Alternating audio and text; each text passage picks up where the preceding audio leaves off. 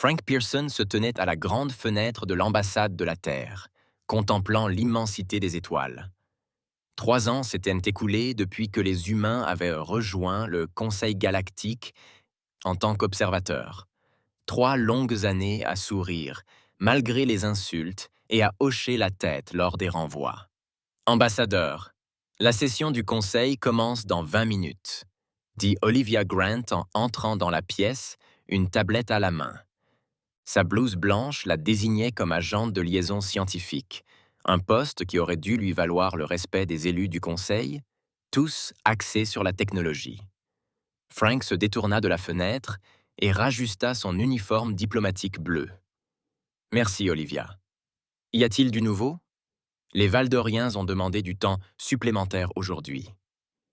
Ils prétendent qu'il s'agit de droits miniers dans la bordure extérieure, mais mes sources suggèrent le contraire. » Frank soupira. Les Valdoriens, grands êtres à la peau bleue et dotés de 4 bras, étaient les plus ouvertement hostiles aux humains depuis le premier contact. Leur empire s'étendait sur 12 systèmes stellaires, faisant paraître minuscule en comparaison le système solaire terrestre. « Bien sûr qu'ils l'ont fait, » dit Frank d'une voix calme malgré sa frustration. « Maintenant le protocole habituel, la courtoisie avant tout. » Le commandant Sean Murphy entra, son uniforme militaire impeccable et l'air sérieux. « Monsieur, j'ai terminé l'évaluation de sécurité pour la réunion d'aujourd'hui. Les gardes du Conseil ont une fois de plus refusé notre demande d'amener notre propre équipe de sécurité. Une nouvelle violation de l'article 12 de l'accord sur le statut d'observateur. » Nota Frank d'une voix égale. « Ajoutez-le à la liste, commandant. » La liste était devenue bien longue. Intervention refusée, propositions commerciales bloquées, contributions scientifiques ignorées, le tout soigneusement documenté par l'équipe de Frank. Les 3 humains traversèrent les couloirs rutilants de la station du Conseil, une structure massive, flottant au carrefour de plusieurs routes commerciales majeures. D'autres espèces s'écartèrent sur leur passage, certaines avec un dégoût évident, d'autres avec une simple indifférence. « Ambassadeur Pearson !» appela d'une voix rauque. Un diplomate Zanter s'approcha, sa peau grise ridée autour de ses yeux aux multiples facettes. « J'espère que vous êtes prêts à simplement observer aujourd'hui. Les choses en jeu dépassent largement l'entendement humain. » Frank sourit poliment. « Haut conseiller d'Extral, c'est toujours un plaisir. Nous avons hâte d'apprendre la sagesse du Conseil. » Le Zentari émit un son entre un reniflement et un sifflement avant de poursuivre. « Comment faites-vous cela ? On l'a vu murmurer une fois l'alien sorti d'Ershad. Faire quoi ? Rester aussi calme alors qu'il nous traite comme des enfants. » Le sourire de Frank ne faiblissait jamais. Courtoisie protocolaire. Commandant, les directives de la Terre sont claires. Nous représentons l'humanité tout entière. Nous ne pouvons nous permettre de manifester notre colère ou notre offense, quelle que soit la provocation. Ils arrivèrent à l'immense salle du Conseil où les représentants de 27 civilisations avancées étaient réunis en demi-cercle. Les humains, simples observateurs, étaient assis tout au fond, loin de l'estrade. Alors qu'ils prenaient place, plusieurs membres du Conseil les regardèrent avec des expressions oscillant entre amusement et satisfaction. « Le Conseil salue la présence des observateurs de la Terre », annonça le président Zentari, le strict minimum protocolaire. Frank acquiesça d'un signe de tête tandis qu'Olivia préparait son bloc-notes pour enregistrer les débats. La séance débuta par les formalités d'usage. Des espèces ayant voyagé dans l'espace pendant des milliers d'années discutèrent comme si les humains n'étaient pas présents. De temps à autre, Frank hissait le petit drapeau bleu pour demander la parole et chaque fois, il était ignoré.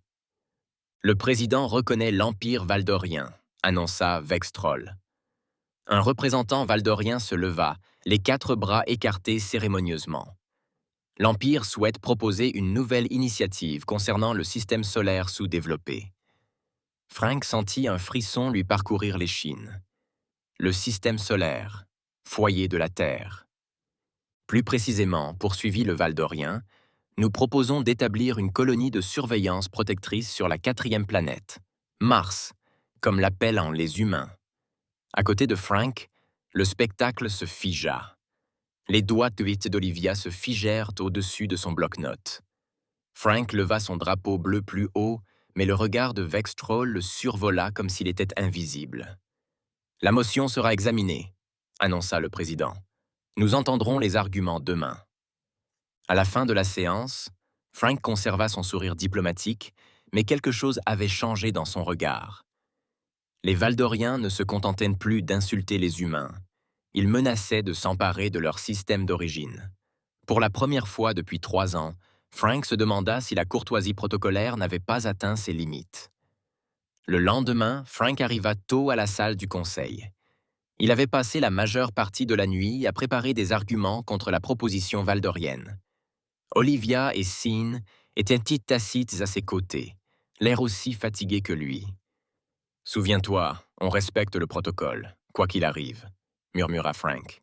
« Nous ne pouvons leur donner aucune raison de nous considérer comme primitifs ou agressifs. » La salle se remplit rapidement. De nombreuses espèces semblaient être plus intéressées que d'habitude, observant la délégation humaine avec une curiosité nouvelle. Les Valdoriens entrèrent les derniers, leur peau bleue scintillant sous les lumières de la salle, leurs 4 bras bougeant avec grâce, suggérant une certaine assurance. Le haut conseiller Vextroll a ouvert la séance. Nous reprenons les travaux d'hier. L'Empire valdorien a proposé d'établir une colonie de surveillance protectrice sur la planète Mars. Le représentant valdorien peut maintenant présenter son dossier. Le valdorien en chef, l'ambassadeur Krultox, s'est rendu sur l'estrade centrale. Chers membres du Conseil, notre proposition est née d'une profonde préoccupation pour la stabilité galactique. Le développement humain a montré des tendances inquiétantes. Son histoire est jalonnée de guerres. Sa technologie progresse trop rapidement sans cadre éthique approprié. Notre colonie de surveillance garantirait un développement plus sûr.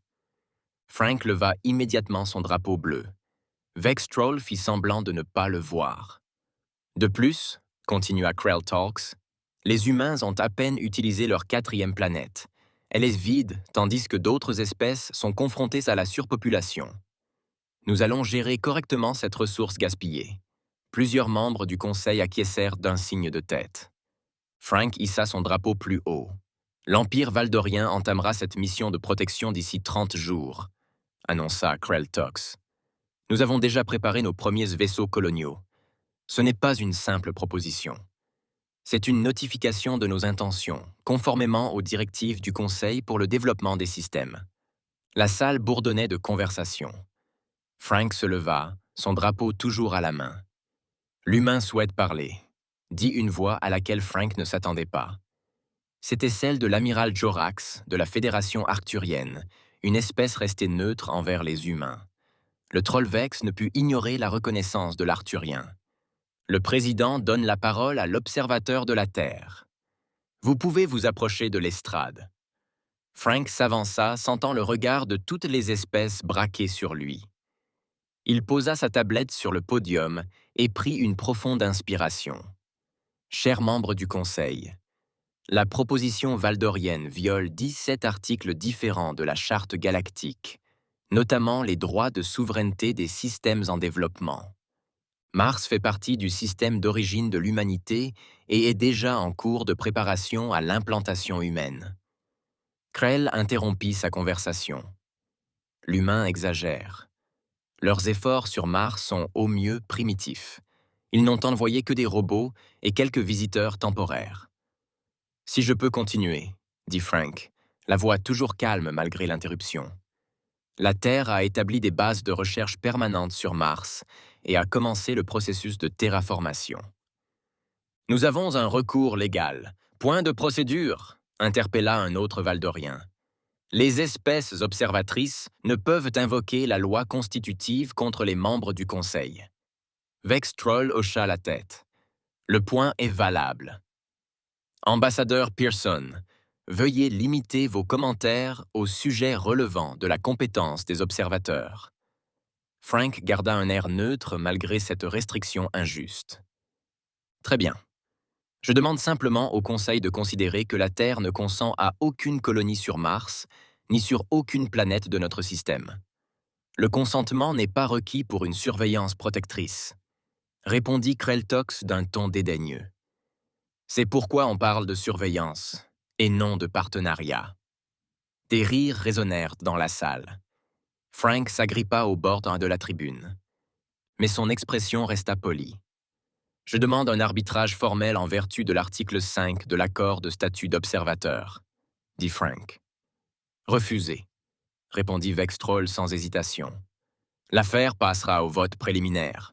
Sans témoignage humain, demanda Frank, son ton courtois trahissant enfin une pointe de tension.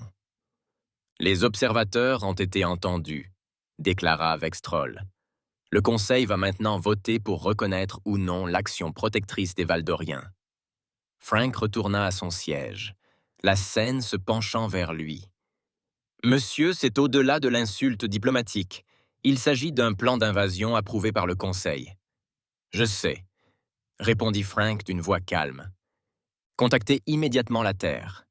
Dites-leur que la courtoisie protocolaire a peut-être atteint ses limites. Alors que le vote commençait, Frank observa les Valdoriens échanger des regards suffisants pour la première fois de sa carrière diplomatique. Il se demandait ce qui se passerait si l'humanité cessait d'être aussi polie. Frank arpentait la salle de réunion sécurisée de l'ambassade de la Terre. Le vote préliminaire s'était déroulé comme prévu. 22 membres du Conseil avaient soutenu la proposition valdorienne, contre seulement 3 contre et 2 abstentions. Le projet de colonisation de Mars allait désormais être approuvé définitivement dans 3 jours. « C'est plus qu'injuste », dit Olivia en levant les yeux de ses écrans de données. « Ils traitent tout notre système solaire comme un territoire non revendiqué. » Siam se tenait près du réseau de communication, le visage sombre. « Le commandement terrestre est en alerte. Ils attendent votre évaluation, ambassadeur. » Frank cessa de faire les 100 pas et regarda son équipe. Pendant 3 ans, nous avons suivi le protocole avec la courtoisie à la lettre. Nous avons souri malgré les insultes, accepté des décisions injustes et joué le rôle de nouveaux venus reconnaissants juste pour prendre pied dans la politique galactique. « Et qu'est-ce que cela nous a apporté ?» demanda Olivia. « Ils nous traitent encore comme des enfants, ou comme des animaux de compagnie, dit Diane Wells en entrant dans la pièce. En tant que spécialiste des communications de l'équipe, elle surveillait les transmissions du Conseil. Son expression suggérait qu'elle avait découvert quelque chose d'important. « Qu'as-tu trouvé ?» demanda Frank. Diane déposa un cristal de données sur la table centrale. Un écran holographique apparut, montrant les mouvements des vaisseaux près des confins du système solaire. Les Valdoriens n'attendent pas l'approbation finale. Ils ont déjà envoyé leur première vague de vaisseaux coloniaux. Ils atteindront Mars dans moins d'1 semaine. Le silence se fit dans la salle, tandis que les implications se faisaient sentir. « Il n'a jamais été question d'un vote, » dit doucement Shan. « Ils allaient conquérir Mars quelle que soit la décision du Conseil. » Frank hocha la tête. « Donnez-moi une ligne directe avec la présidente Crawford. La situation a dépassé les solutions diplomatiques. » Quelques minutes plus tard, l'écran sécurisé s'illumina avec l'image de la présidente Allison Crawford. Son expression était sérieuse tandis que Frank expliquait la situation. « Les faits sont clairs, Madame la Présidente. » Frank conclut.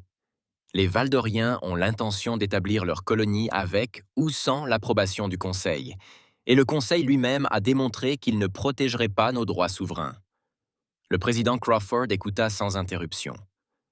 Lorsque Frank eut terminé, elle garda le silence un instant avant de prendre la parole. « Ambassadeur Pearson, pendant 3 ans, vous et votre équipe avez représenté l'humanité avec une retenue et une dignité exceptionnelles. Vous avez respecté le protocole avec courtoisie, même lorsque cela a dû être difficile. Oui, Madame la Présidente, je crois qu'il est temps de changer d'approche. » La voix du président Crawford était calme mais ferme. « J'autorise, avec effet immédiat, la suspension des politesses protocolaires. » Désignation codée. Trop, c'est trop. Frank sentit un poids se lever de ses épaules. Compris, Madame la Présidente. Monsieur l'ambassadeur, soyons bien clairs. Ceci n'autorise pas les hostilités. C'est la permission de montrer au Conseil qui nous sommes vraiment et de quoi nous sommes véritablement capables. Le masque tombe, mais nous restons déterminés à rechercher des solutions pacifiques si possible. Oui, Madame la Présidente. Une fois l'appel terminé, Frank se tourna vers son équipe. Eh bien, vous avez entendu le Président. La courtoisie protocolaire est suspendue. Sin sourit presque. Quelle est notre prochaine étape, monsieur? Diane, j'ai besoin de tout ce que vous avez rassemblé sur les Valdoriens, en particulier leur communication sur leurs véritables intentions pour Mars. Olivia, prépare un dossier technique complet sur nos capacités technologiques actuelles. Sur place, contacte nos équipes de sécurité. Demain, ce sera différent. Tandis que son équipe se dispersait pour vaquer à ses occupations, Frank retourna à la fenêtre donnant sur l'immense station du Conseil. Ailleurs dans la station, divers représentants extraterrestres célébraient probablement leur victoire sur les humains naïfs ou pariaient sur la rapidité avec laquelle la Terre céderait Mars aux Valdoréens. Ils étaient loin de se douter que demain, ils rencontreraient la véritable humanité pour la première fois. Ces humains polis et respectueux qui avaient patiemment enduré 3 années d'irrespect, allaient montrer à la galaxie ce qui se passait lorsque la courtoisie humaine s'éteignait. Frank s'autorisa un petit sourire sincère. Demain serait effectivement intéressant. Le lendemain matin, Frank revêtait son uniforme diplomatique comme à son habitude. Cependant, quelque chose était différent. Il ne s'entraînait pas à sourire courtois devant le miroir. Il ne répétait pas les formules de politesse ni les réponses diplomatiques. Aujourd'hui, il serait simplement Frank Pearson, représentant la Terre sous sa propre identité. Sen et Olivia le rencontrèrent dans le couloir de l'ambassade. Eux aussi semblaient différents, plus droits, le regard plus concentré. La séance du Conseil commence dans 30 minutes, dit Sin. La motion valdorienne pour Mars est le 3e point à l'ordre du jour. Frank hocha la tête. Et nos préparatifs? Tout est prêt, confirma Olivia.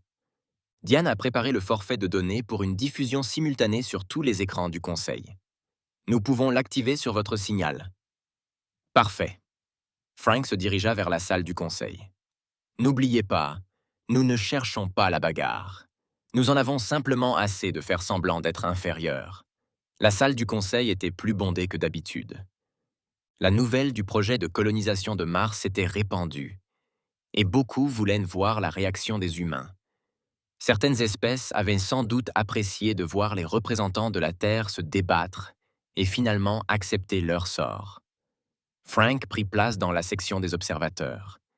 Il remarqua que plusieurs membres du Conseil le regardaient, s'attendant peut-être à y voir du désespoir ou de la résignation. Au lieu de cela, ils ne virent qu'une détermination sereine. La séance commença par les affaires courantes.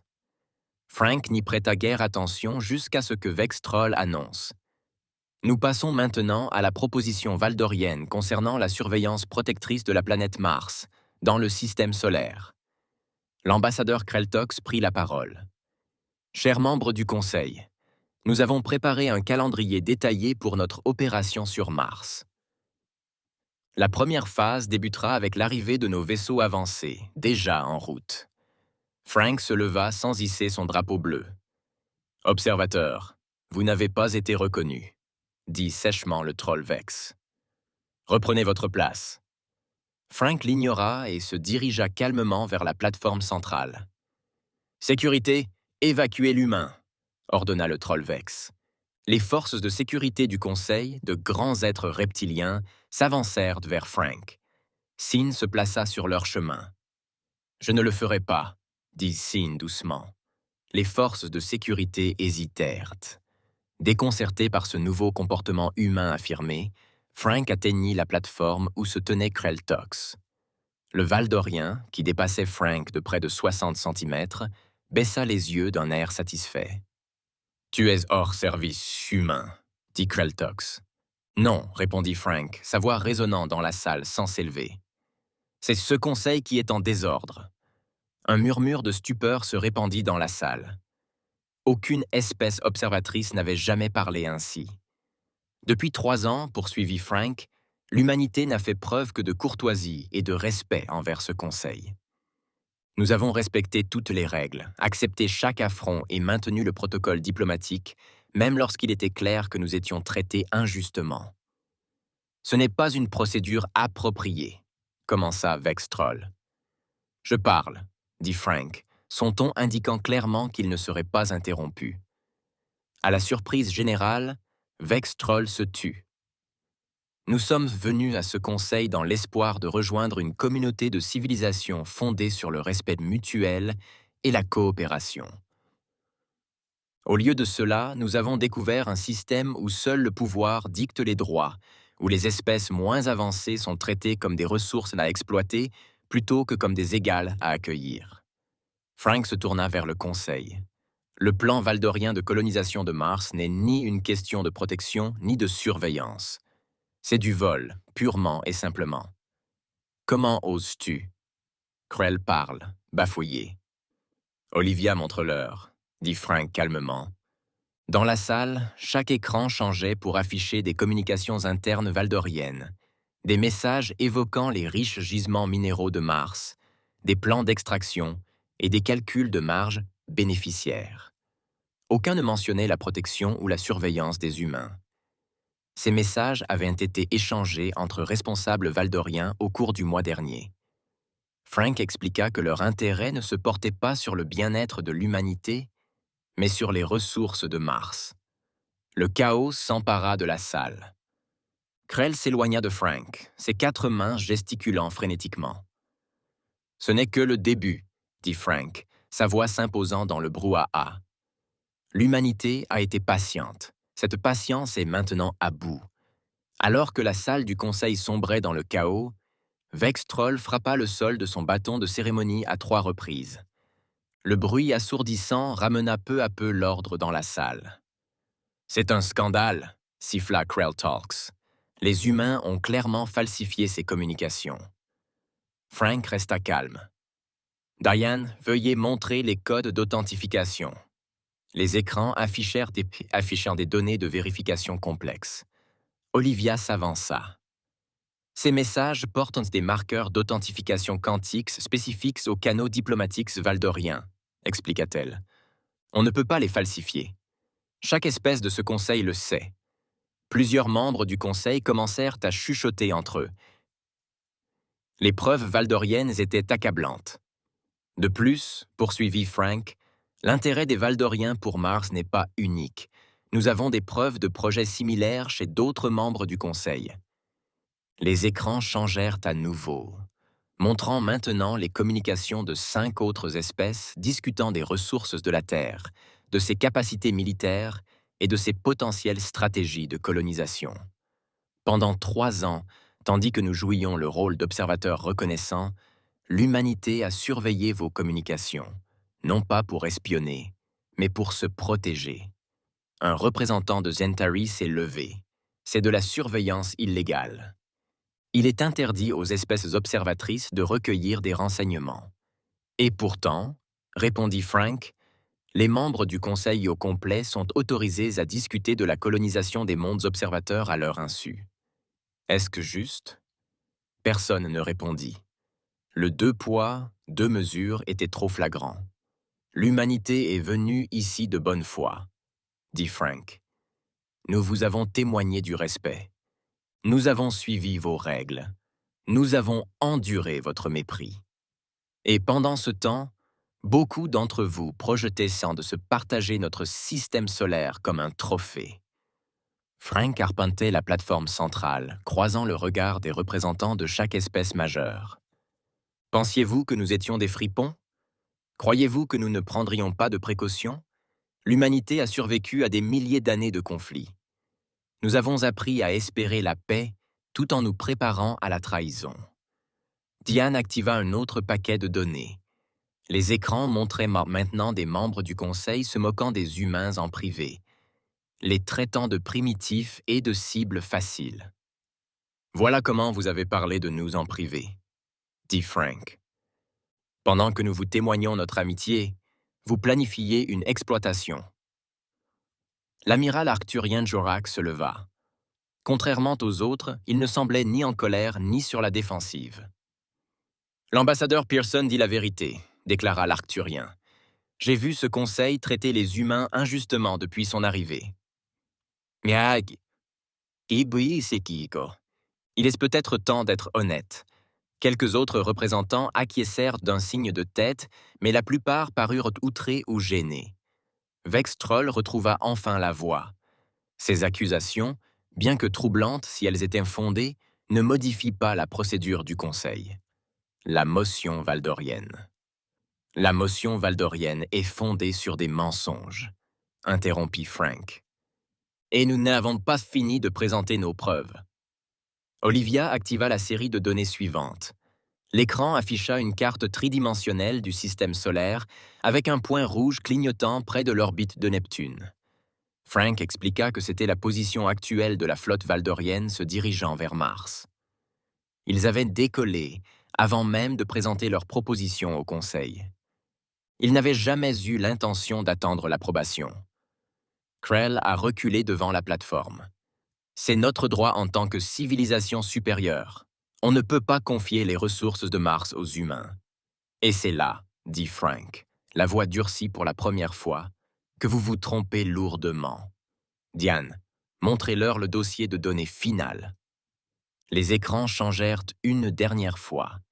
Ils affichaient désormais une nouvelle carte du système solaire, montrant des dizaines de plateformes de défense humaines jusque-là inconnues, entourant chaque planète, avec une concentration particulièrement importante autour de Mars.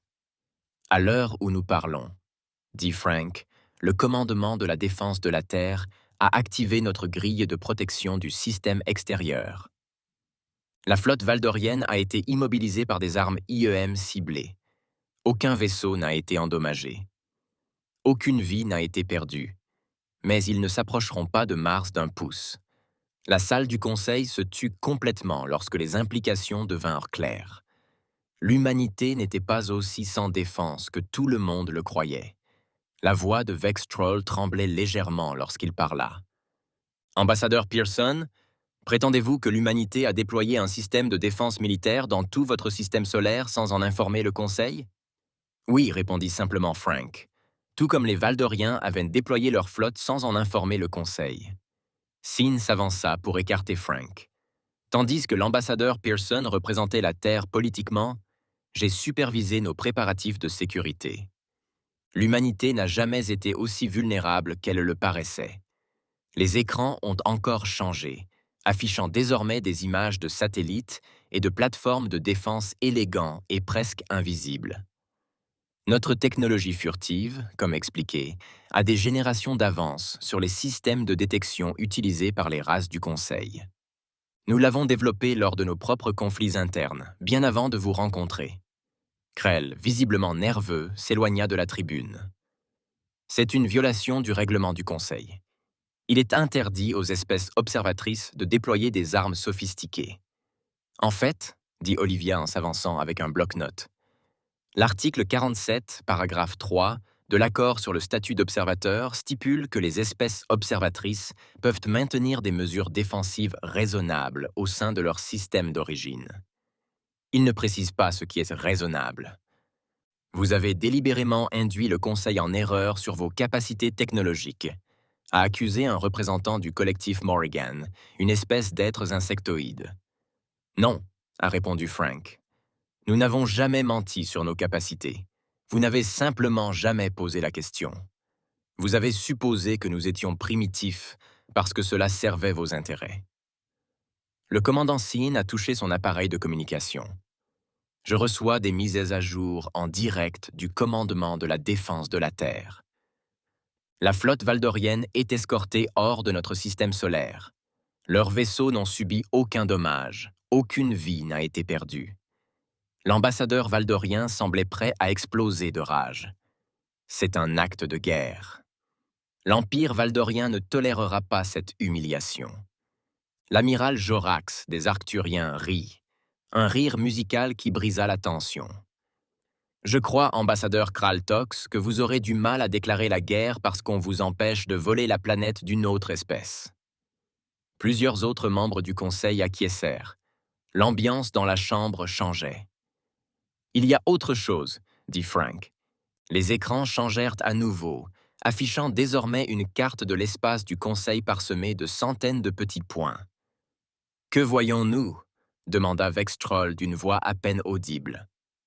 « Pendant 3 ans, expliqua Sin, tandis que vous nous ignoriez et complotiez contre nous, nous avons déployé des plateformes d'observation dans tout l'espace du Conseil. Elles sont totalement passives, sans armes, juste équipées de capteurs, mais elles surveillent les mouvements de flotte, l'exploitation des ressources et les violations des traités par divers membres du Conseil. Les points sur l'écran se mirent à clignoter de différentes couleurs, chacune représentant un type d'activité. Les points rouges, visibles en continu, indiquent les endroits où les membres du Conseil ont violé le traité de non-ingérence avec les civilisations préspatiales. Les points bleus indiquent l'extraction illégale de ressources. Les points verts indiquent les accumulations militaires dans des zones prétendument démilitarisées. Les membres du Conseil se regardèrent, stupéfaits et méfiants. Nombre d'entre eux avaient été surpris en train d'enfreindre des règles qu'ils pensaient indétectables. Mais surtout, dit Frank d'une voix douce mais ferme, il remarqua les points jaunes. Des points jaunes apparurent autour de la station du Conseil et de chaque planète d'origine majeure du Conseil. Il s'agit de plateformes furtives humaines dotées de capacités défensives similaires à celles qui protègent notre système solaire. Nous n'avons jamais voulu les utiliser. Nous ne le faisons toujours pas, mais elles existent et peuvent être activées si nécessaire. Un silence complet s'installa dans la salle. Même Vextral semblait sans voix. L'humanité est venue à ce conseil en quête d'amitié et de coopération. Frank rompit le silence. Nous voulons toujours ces choses, mais nous ne ferons plus semblant d'être inférieurs pour le bien des autres. Nous n'accepterons plus de statut de seconde zone, ni de menace à notre souveraineté. Frank retourna à l'estrade centrale et observa les visages stupéfaits des membres du Conseil. « Maintenant, dit-il calmement, discutons des conditions d'adhésion de l'humanité à ce Conseil. » Pendant près d'1 heure après la déclaration de Frank, le chaos régnait dans la salle du Conseil. Des espèces ennemies depuis des siècles s'accusaient mutuellement de diverses violations révélées par les données des capteurs humains. D'autres exigeaient des séances d'urgence pour discuter des révélations humaines. Quelques-uns quittèrent simplement la salle, sans doute pour contacter leur monde d'origine afin d'obtenir des instructions. Vextroll parvint finalement à rétablir l'ordre en déclarant une courte pause. Alors que les membres du Conseil sortèrent de la salle, beaucoup lançaient un regard neuf à la délégation humaine, certains craintifs, d'autres respectueux, et quelques-uns même admiratifs. Frank, Olivia, Sin et Diane restèrent assis à leur place, examinant les données et se préparant à la suite.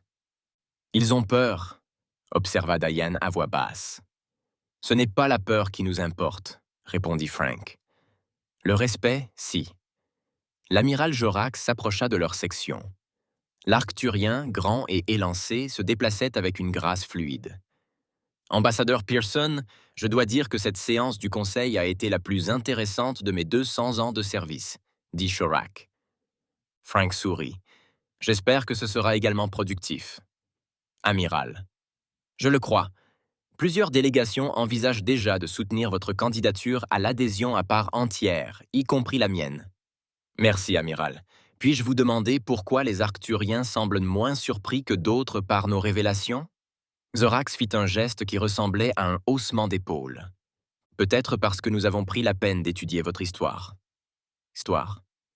Toute espèce ayant survécu à son ère atomique sans extinction doit faire preuve d'une adaptabilité et d'une prudence remarquables. Nous vous soupçonnions de vous retenir. Après la suspension des travaux, le Conseil se réunit à nouveau. Vextroll paraissait nettement moins confiant lorsqu'il ouvrit la séance. Le Conseil va maintenant aborder la situation concernant le statut de la Terre.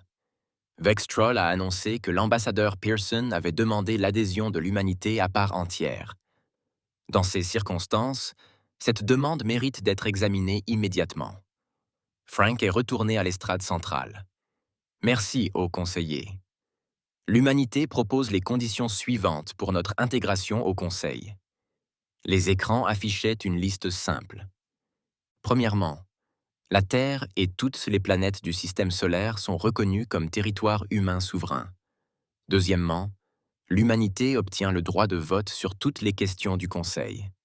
Troisièmement, des excuses officielles de l'Empire valdorien pour sa tentative de colonisation de Mars.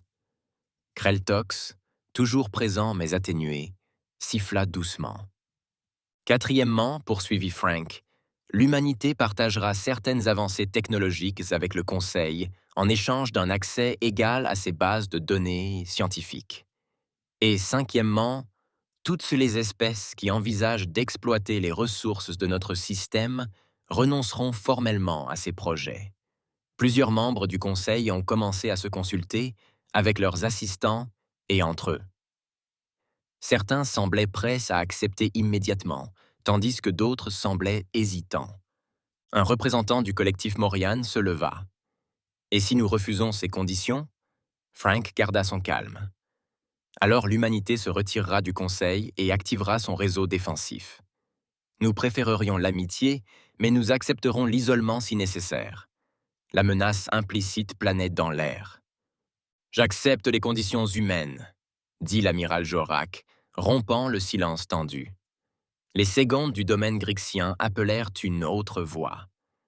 À la surprise générale, elle provenait d'une espèce qui avait jusque-là manifesté peu d'intérêt pour les humains. Le représentant du collectif Morrigan se leva de nouveau. « C'est de la coercition. Les humains nous menacent avec leurs armes cachées. » « Non, » dit Frank fermement. « Nous vous offrons le choix entre nous traiter d'égal à égal ou ne pas traiter avec nous du tout. Ce n'est pas une menace, c'est de la diplomatie. » Vextroll a brièvement consulté d'autres membres importants du Conseil avant de prendre la parole. Cette question est trop importante pour un vote immédiat. Le Conseil prendra 2 semaines standards pour examiner les conditions humaines. En attendant, l'action valdorienne contre Mars est officiellement suspendue. Frank acquiesça. C'est acceptable. Cependant, je tiens à souligner que nos mesures défensives resteront actives pendant cette période. À la fin de la séance, plusieurs représentants s'approchèrent de Frank, certains lui offrant leur soutien, d'autres sollicitant des assurances privées. Quelques-uns se sont même excusés pour leur renvoi passé. Enfin, ils ont dit à voix basse, observant l'évolution des mentalités autour d'eux. Il semble que le Conseil prenne enfin l'humanité au sérieux. « Oui, » répondit Frank. « Incroyable ce qui arrive quand la courtoisie devient un choix plutôt qu'une nécessité. » 2 semaines passèrent vite. La station du Conseil bourdonnait d'activité. Des espèces qui avaient jusque-là ignoré les humains cherchaient désormais à rencontrer Frank et son équipe. Des représentants du fret proposaient des partenariats. Des responsables militaires demandaient des informations sur la technologie furtive humaine. Des scientifiques proposaient des projets de recherche communs. Frank gérait tout cela avec le même calme qu'il avait toujours affiché, mais cette fois sans le sourire forcé ni la politesse excessive. Il était simplement lui-même, direct, juste et soucieux des intérêts de l'humanité. Le dernier jour des délibérations, la salle du Conseil était pleine à craquer. Même les espèces qui assistaient rarement aux séances avaient envoyé des représentants pour assister au vote sur le statut de l'humanité. Frank était assis avec son équipe, examinant les données de dernière minute. « Quoi qu'il arrive aujourd'hui, » leur dit-il, « vous avez tous servi la Terre avec distinction. » Vextroll ouvrit la séance. Le haut conseiller Zentari avait un air différent aujourd'hui. Plus prudent, moins dédaigneux. Le Conseil va maintenant voter sur la pétition demandant à l'humanité d'obtenir une adhésion à part entière, selon les conditions proposées par l'ambassadeur Pearson, annonça Vextroll. Le processus de vote était simple. L'écran de chaque membre affichait soit l'approbation, soit le rejet. Les résultats étaient affichés sur l'écran principal de la salle, visible par tous. « Le vote commence maintenant », déclara Vextroll. Le silence se fit tandis que les membres du Conseil faisaient leur choix. Frank observait calmement, son expression ne trahissant rien. Au bout de 5 minutes, Vextroll reprit la parole. Le vote est clos. Les résultats seront affichés. L'écran principal s'illumina et afficha le décompte final. 25 votes approuvés, un rejet et une abstention. Un murmure de surprise parcourut la salle. Même Frank parut momentanément surpris par ce soutien massif. Le conseil a pris sa décision, annonça Vextroll. La Terre obtient un statut de membre à part entière, avec tous les droits et responsabilités qui en découlent. Les conditions proposées par l'ambassadeur Pearson sont acceptées dans leur intégralité. Frank se leva et s'inclina légèrement devant le conseil. L'humanité vous remercie pour cette décision. Nous sommes impatients de travailler ensemble sur un pied d'égalité. La séance officielle prit fin, mais la plupart des membres du conseil restèrent dans la salle, formant de petits groupes pour discuter. Frank fut approché par Vextroll en personne. « Ambassadeur Pearson, » dit le Zentari d'une voix plus basse que d'habitude. « Pourrais-je avoir un mot en privé ?» Frank hocha la tête et suivit Vextroll jusqu'à une petite salle annexe. Une fois seul, le haut conseiller sembla se dégonfler légèrement, sa posture formelle se détendant. « J'ai une question qui me tracasse, » dit le troll Vex. « Pourquoi l'humanité a-t-elle conservé si longtemps une politesse excessive? Vous aviez clairement le pouvoir d'exiger le respect dès le début. » Frank réfléchit attentivement à sa réponse. « Haut conseiller, les humains ont un dicton. Parlez doucement et tenez un grand bâton. Cela signifie que la véritable force n'a pas besoin de s'affirmer constamment. Mais le manque de respect que tu as subi était difficile, admit Frank. Mais l'humanité souhaitait sincèrement une intégration pacifique. Nous préférions gagner le respect par la patience et la diplomatie, plutôt que par des démonstrations de force. Et pourtant, au final, c'est la force qui t'a fait gagner le respect, observa Vextroll. Frank secoua la tête. Non, c'était la vérité. Nous avons simplement cessé de prétendre être inférieurs à ce que nous sommes. Non, c'était la vérité. Nous avons simplement cessé de prétendre être inférieurs à ce que nous sommes. Vextroll resta silencieux un instant. Je crois avoir mal jugé votre espèce, ambassadeur. C'est compréhensible, répondit Frank. Nous nous sommes mal jugés l'un l'autre, mais nous avons maintenant l'occasion de repartir à l'honnêteté. De retour dans la salle principale, Frank vit son équipe discuter avec divers membres du conseil. Olivia était en pleine discussion avec un groupe de scientifiques. Sean comparait des notes avec des officiers militaires de 3 espèces différentes. Diane organisait de nouveaux protocoles de communication avec d'autres membres du personnel diplomatique. « Tu sais, » dit Frank à Vextroll, « l'humanité apprécie toujours la courtoisie. Ça n'a jamais été notre faiblesse. C'était un choix que nous faisions à ceux que nous espérions voir devenir amis. »« Et maintenant ?» demanda Vextroll. Frank sourit. Un sourire sincère, sans artifice diplomatique. « Maintenant, nous pouvons être courtois parce que nous le voulons et non par obligation. Voilà la différence. » En rejoignant le groupe, Frank ressentit une certaine satisfaction. L'humanité avait enfin trouvé sa véritable place dans la galaxie, non pas grâce à des adaptations sans fin, mais grâce à la force d'être elle-même.